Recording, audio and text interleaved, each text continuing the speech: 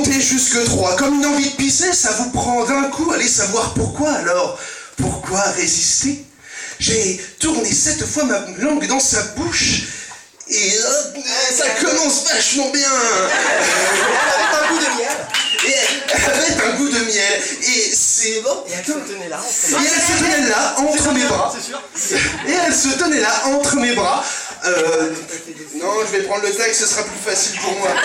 C'est la main, c'est sûr. Ah, mais je la connais, hein. Il y a des fans. Donc, je reprends. J'ai tourné 7 fois ma langue dans sa bouche et elle avait un goût de miel. Et elle se tenait là, entre mes bras, pas tout à fait docile ni malléable, un peu à l'étroit dans sa robe droite.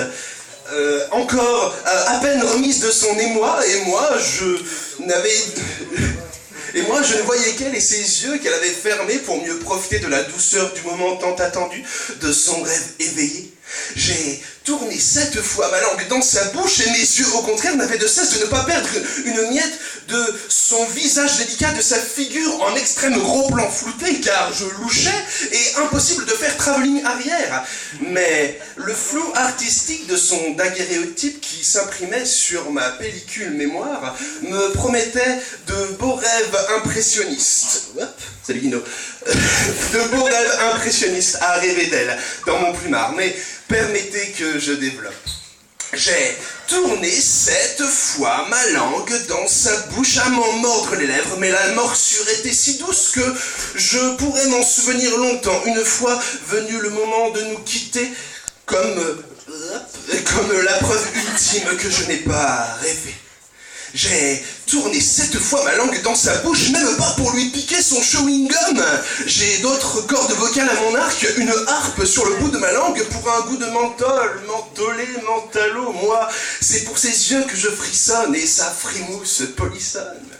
J'ai tourné 7 fois ma langue dans sa bouche pour faire palpiter son cœur avec le mien, faire chavirer son esprit avec le mien, pour chatouiller ses neurones en ébullition, pour lui faire dresser les poils sur son corps plein de frissons, mais pas trop pour les effluves de ses aisselles. Le parfum de l'amour sûrement m'ensorcelle.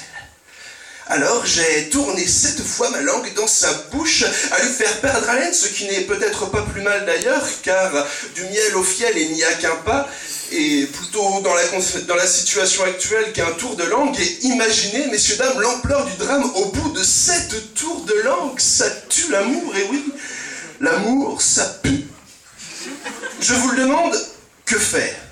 Que faire pour sauver la situation? On va pas tout foutre en l'air pour une odeur de canalisation.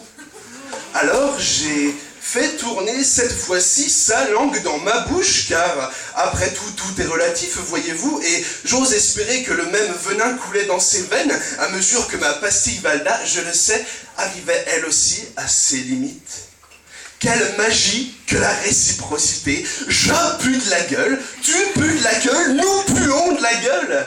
Un point commun, c'est peu commun, et donc, après avoir tourné 7 fois ma langue dans sa bouche et réciproquement, elle me regarda et me dit tout bas, « Waouh, je t'adore !»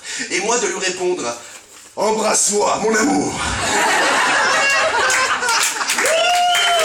Me risque-je à une conclusion à cette histoire? Eh bien, ma foi, pourquoi pas? Je pose la question.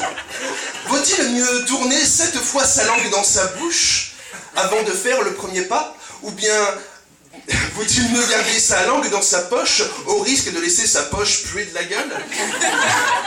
Il n'y a pas de réponse à la question. L'amour a ses raisons que l'odorat ignore. L'amour est ainsi fait. Il faut se faire une raison.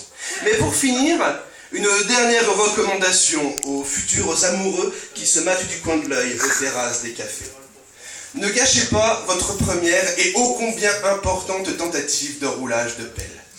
Allez la trouver, regardez-la droit dans les yeux et demandez-lui « Hé, ma belle, tu veux une Valda ?»